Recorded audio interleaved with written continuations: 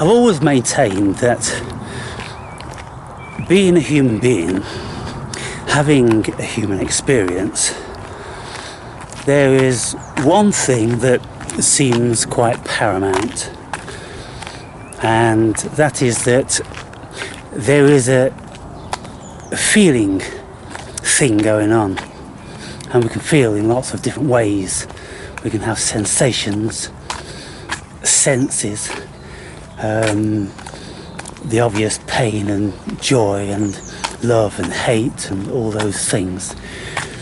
And in my book I do a section on the senses, because if you look in the dictionary to see how many senses there are, then you only see that we have 5. And you go, oh, 5 senses for this complex thing we call the human being. And then once you apply yourself to it and you think why that is, you'll discern that, well, it's premised in empiricism, in what can be tested. Now, of course, we can test our sense of touch, we can test our sense of smell and taste and hearing and sight. We can't test our sense of intuition. We can't test our sense of being deceived. We can't test our gut feelings about, I don't trust that person. That person seems dishonest. So in my book, I list 53 different senses, and that by no means is the entirety of the human experience, of course. That list was compiled by somebody who had given this subject a great deal of consideration, and doubtless was a human psychologist. But off the top of my head, I just reeled off, half a dozen others that wasn't even on the list. And so, the sensibility of the human being is probably kind of infinite, because there's so many different variances and nuances of all these senses, and so they break off into other branches, you see. But one thing I've learnt throughout all these years of self-investigation is that this experience is a sensory experience, and predominantly there are 2 senses that we could categorize, and then all the senses probably would fit in between somewhere. So on the one category you have hate, which could be conjoined with fear. Lots of people say they're the same thing, really, because when you hate somebody or something, upon further investigation, it would turn out that you are afraid of whatever it is you hate. And then love. So we have hate, stroke, fear, and love, and all the other senses are going to be in between there somewhere. So where we don't want to reside, obviously, well, some of us don't, is towards the bottom end of the spectrum. The hate, fear and agitation and bitterness and envy and all of those very, very negative and destructive human emotions. But in my last video I speak about an encounter with one of my neighbours who, it seems that that's his core, because he didn't want to investigate any other of the feelings that he's encountered in his life. He never even asked himself whether he wanted to substitute his anger for benevolence and an offer of friendship. He didn't consider whether starting off on the wrong foot like that was a good idea, because we have to live in the same vicinity and we've got to learn to share. And so he never considered a whole bunch of things, and that's the height of stupidity. And he will reap what he's sown, and this will pan out over the duration of however long it pans out, until he realizes his error. So let's see how long it takes for that to manifest. And I, of course, will constantly be helping him along. So I've felt the most terrifying of fear, and I've experienced the most deep and excruciating of pains, whereby you literally want to eat your own tongue, and there is no respite from this pain. It doesn't matter how much medication you take, you aren't barely touching the pain. Now, this particular pain that I'm speaking about is when I had a hip replacement, and for 2 days after, when I was lying in the hospital bed, it was like there was a red hot cannonball sitting on my right hip, pressing my whole body into the bed, and it was so heavy that I couldn't even move it, because all of the core muscles, of course, were all directed to that central point, you know, muscles around the stomach and the buttocks. But because that part of my body closed down and it was under the healing process, the body is like, we're closing this fucking show down, every fucking bit in this region. And so to move, I had to drag my body like it was dead. Like my torso and my legs were dead, and I'd have to hang on to the metal rungs of the bed and pull myself around a little bit when, you know, my arse was numb with lying in one position all the time. And I was on morphine, codeine, paracetamol, and I was taking the permitted allowance, and all I could do was just lie there, just facing the pain, because, you know, I tried to do everything. I tried, and I would get some respite from meditation by getting into the deepest of meditation and seeing how much of it I could alleviate. And I could alleviate, you know, a manageable portion of it, but of course you can't stay in this deep level of meditation indefinitely, and so you come out of it because the nurse comes round and she gives you an injection of the morphine in your arse, and then it's meal time, and, you know, then they want to come and check on you, the doctor wants to come and have a look, and then the nurse wants to change the catheter from your cock, when they stick a pipe down your cock into your bladder, because of course you've lost control over your bladder. So all these things, and I managed it a little bit, but then I tried something else. I tried meeting it face on, head on, accepting it, and then taunting it to see if it had any more. And I'm like, is that all you've fucking got? Is that it? Well, I can do this all fucking day long standing on my head. Okay, bring it on. Why don't we do the other side as well? And this is why, well, one of the reasons I don't do 2 hip replacements at the same time. You have to wait about 6 weeks in between at least. So then I got, you know, some respite again once you have a level of acceptance, and you start getting some twisted joy from the pain. Come on then, and it hurts so much you just gotta laugh. You gotta laugh. And so whenever I have encountered things in my life, I've always explored as many parameters of human consciousness as I could to see what these lessons would give me. And so I knew that I could rely on my meditation to get some respite. I knew the parameters of my meditation. I knew that it could not take the whole pain away. Because I am not susceptible to hypnosis.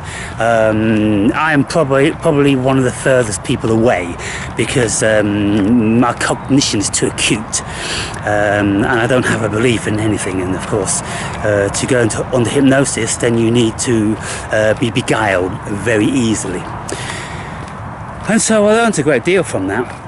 But that's the most extreme level of pain. And then, of course, when I was shot, and I got 24 4mm lead pellets from a shotgun in my hand and forearm, that was pretty intense.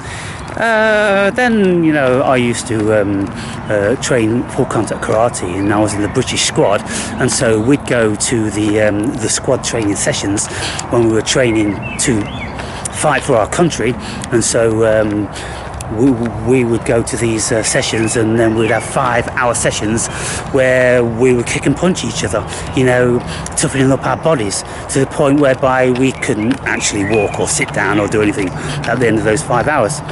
And for several days after, we'd be, you know, really stiff and battered up. But we needed to do this, you see, because we had to take away the level of shock when we get attacked in a competition, and the shock of the impact.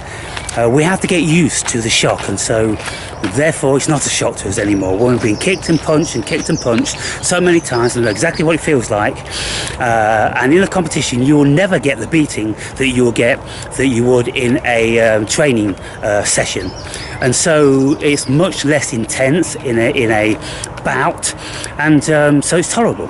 So we do that to get a level of acceptance, and so that sort of facets of pain. And then when we go to the other extremity of pleasure, well, okay, so being in love is some sort of degree of the height of pleasure. Then when we have the deepest of meditation, and sometimes, very, very rarely, we will get this godly bliss come over us, and it will just leave us trembling and shaking and vibrating and humming with ecstasy, and tears just stream down your cheeks as you realize the oneness of you and God. So that is pretty it's pretty out there. But then there is experiences on certain substances like DMT. DMT can give you such powerful feelings of love, which you feel as if it will kill you. You feel as if the sensation of love, if it got turned up anymore, would kill you. And so I think this is why it states in the Bible that you cannot look into the face of God, because you'll surely die. Now, I've looked into the face of God kind of a little bit, a glancing view, and I felt that if I had a full-on view, then yeah, I would die. And you know, I have actually begged DMT to stop giving me this fucking love, because I couldn't take anymore. I was literally on my knees grabbing at the dirt and the dust and gritting my teeth with this massive sensation, kind of like a red hot cannonball in the solar plexus. And so there's something about these red hot cannonballs, and I've experienced that a lot of times. I experienced this red hot cannonball in the solar plexus when I was on the cannabis resin one time, and I was absolutely paralyzed. I couldn't move my body, I couldn't move anything. The only thing I could move was my eyes. This was for 3 hours. I speak about that in the book. I speak about all these things in the book, people. You know, what I've done, and then you see some people, you know, they'll have a go at me for my ego, and they'll say, you know, there's plenty of people around with wisdom equal to yours, and I go, show me. You fucking show me. Tell me. Who? Oh, Alan Watts, or Krishnamurti, or Mooji, or Sadhguru, or fucking Eckhart Tolle. No, they haven't. I've listened to them all intently and intensively, and they don't talk about anything in the depth that I do, from the personal experience that I do.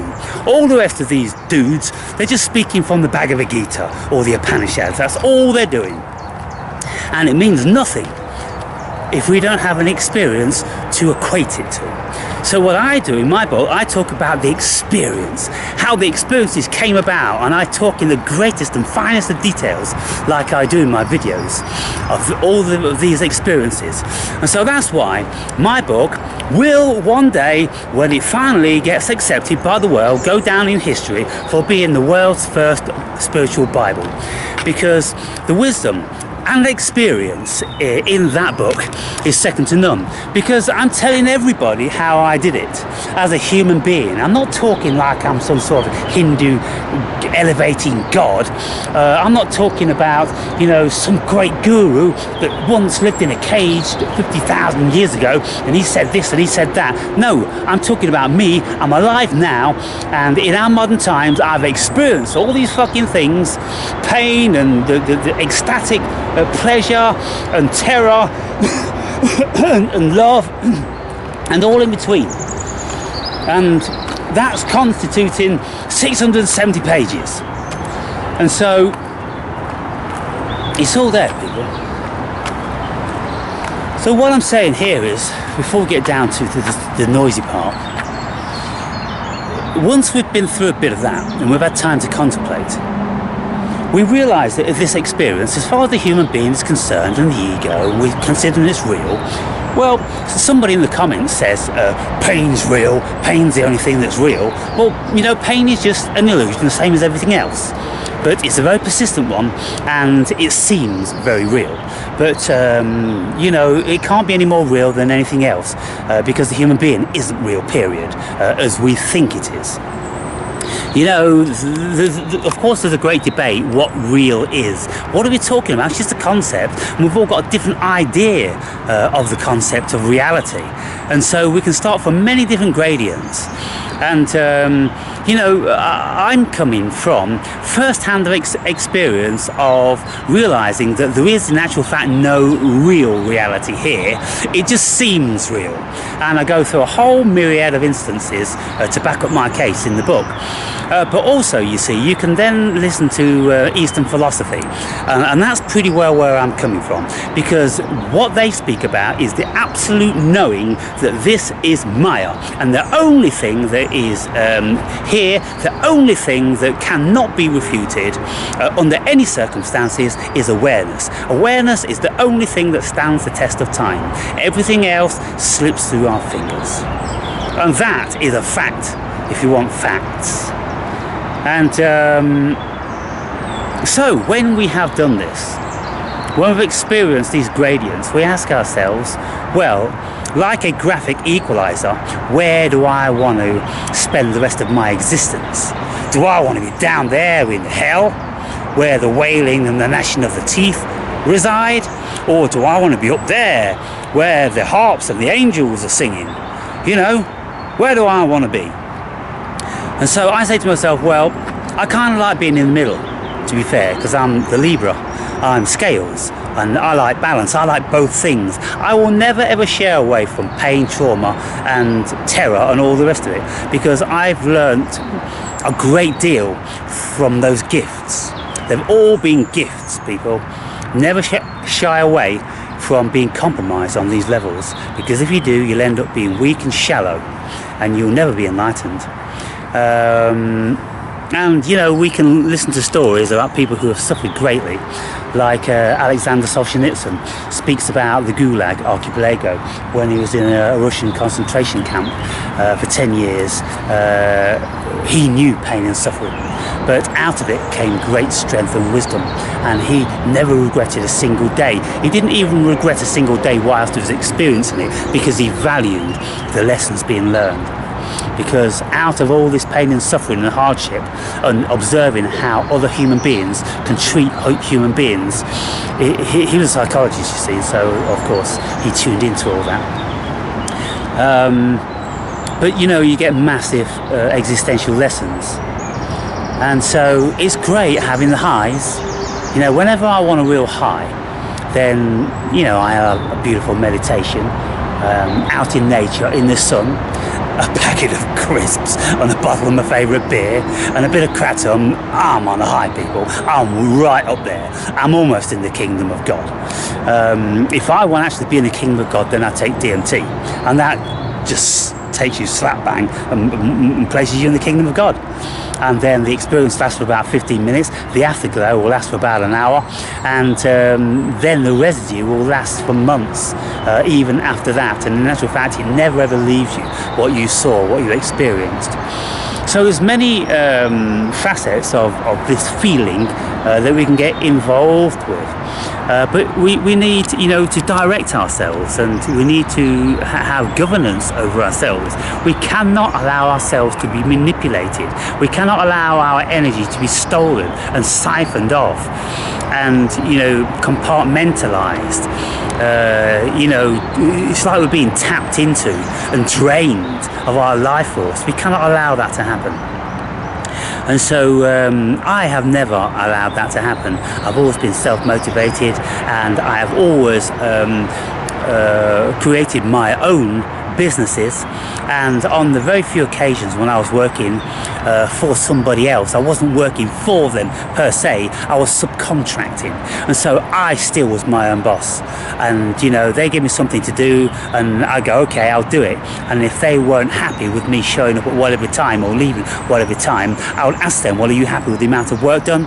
If you're not happy with that, then we can talk. But if you're happy with the amount of work, then I'll come and go when I want to, because that's all you pay me for, the work, not for the amount of hours you've got me under your jurisdiction, you see. And so, for instance, I used to work in the building trade for many, many years, and we very often would have job and knock. It's kind of like you get this job done, and then if it's within this day, the 8 hours, then you fucking knock off. You've done your job. That's all we've got for you today. We've got you got to lay 250 square meters of concrete, and you can make a meal out of it and last the whole 8 hours, or you could get it done in 5. If your graphic boils off, get into it, and then you go and get washed up and you have an early evening in the boozer. And so that's what me and the gang used to do. It's a job and knock. You get the same money for less hours. And feeling, we've got to concentrate. We have to have awareness of our feelings. How exactly am I feeling? You've got to have this relationship with every cell in your body. And how do you do this? Well, you start to get to know your body by concentrating and thinking and being subjective. And don't be blaming people because you're pain out there, because your focus is always out there. Oh, poor me in here. And it's all because of your fault out there. No, you deal with it inside. Right, and then when you deal with it inside, when you accept it, you look at it, you quantify it, and then you start to play with it, and you ask yourself, can I minimize it? Can I accentuate it? What can I do with this? What can I derive out of it? And then you become a master in your own home, you see. Freud once said that the vast majority of people, it's shocking to realize that they're not even master in their own home. That means their mind doesn't know what the fuck is going on in their head.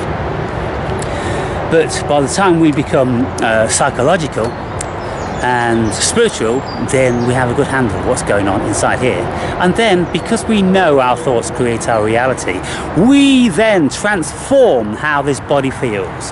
And when we are presented with something, we ask ourselves the question, do I want to feel like this, or do I want to feel like that about it? And so just getting back to, this negative entity which has moved into my complex, potentially I could, be all out of sorts in my mind and in my heart. But, I've completely let it go, because, he's just a little demon. He's just a tiny little demon. And I'm going to have fun with this demon, and I'm just going to play. And I'm going to use him just as an exercise, just to see what I can do with him. And it's going to be a lot of fun. So, but you see, when you have a handle of how this works, then you know what you can do with it. It becomes your tool, your game. And so concentrate on how you feel at every given moment through every given day, and then ask yourself how much of that you want to keep and how much of that you want to transmute into something better. And so when I say to people, when I'm giving them therapy, I always say, look, write down the root of your issue. All the things that you think could be possibly beneficial to this, and all the things that are negative. And for instance, if somebody has an issue with a boss, or they're all frustrated and angry with the boss, or with a partner, or with a family member, their son's on drugs and they don't know what they're going to do, well, get 2 pieces of paper and write down all the pros and all the cons, and just do it free flowing. unconsciously. Don't be thinking about it, just write down. Okay, I'm just going to write down all the bad things. Oh, you can write. And then start doing that with all the good things. And then you look at them, and then you know what's going on in your unconscious and in your psyche. And then you ask yourself, well, how can you eliminate some of the ones that you're not keen on? How can you increase on the ones that you are keen on? And so it's all about transmutation, you see. It's all about alchemy, people. We have to transmute energy, because there's no energy which is bad or good per se. It's all energy. It's just energy. It just all depends on how we feel about it. You see, if we think something about it, then that is going to create a feeling about it. That's all it is. It's amazing once you know how the mind works. Your mind creates thoughts, and your thoughts create your reality. Your thoughts tell your brain what chemicals to produce, whether to produce cortisol, the fear hormone, or whether to produce dopamine or serotonin, you know, and bring about joy in your life. And so, you know, look, again, I'm going to be egotistical here now, and I'm going to ask you, where have you ever heard this sort of discourse before? From the great Alan Watts, or the great Krishnamurti, or the Mujis and the Sadhgurus? You haven't heard it, people. And, you know, if you have heard it, then please send me the videos, because I would die to listen to them. But, you know, this is probably why I'm doing it, because I looked at all these people and I consider them wanting in so many realms. And albeit Alan Watts in his own right is great, but it's just Buddhist philosophy. That's all he's doing. He's just paraphrasing Buddhist philosophy, mixed in with a bit of his own, you know, psychology. You know, and what he did with Zen Buddhism, he molded it to fit his desires and idiosyncrasies. Because he was a rampant sex addict and, you know, addicted to nicotine, cigars and alcohol, well, he had to make certain modifications to Zen Buddhism and all his philosophy. And so, you know, I think those that, you know, really know anything about life, then you'll see that everything I'm speaking about is a reflection of what it is to be a human being. And as I speak from my own experience, from my heart and my mind, both of which I've looked at very, very carefully, and then I'm delivering it to you in an articulate, intelligent, easily decipherable way, and I'm giving you scenario after scenario after scenario how you can do it yourself. You don't get this from the Upanishads, you don't get it from the Bhagavad Gita, you don't get it from any of these religious or spiritual scriptures. You get something which is kind of like out there, and it's beyond you, and it's all mysterious, and you've just got to hope and pray that one day you'll get it too. No, it's all happening here and now, and it always has been and it always will be, and there is nowhere that it's happening except here and now, people.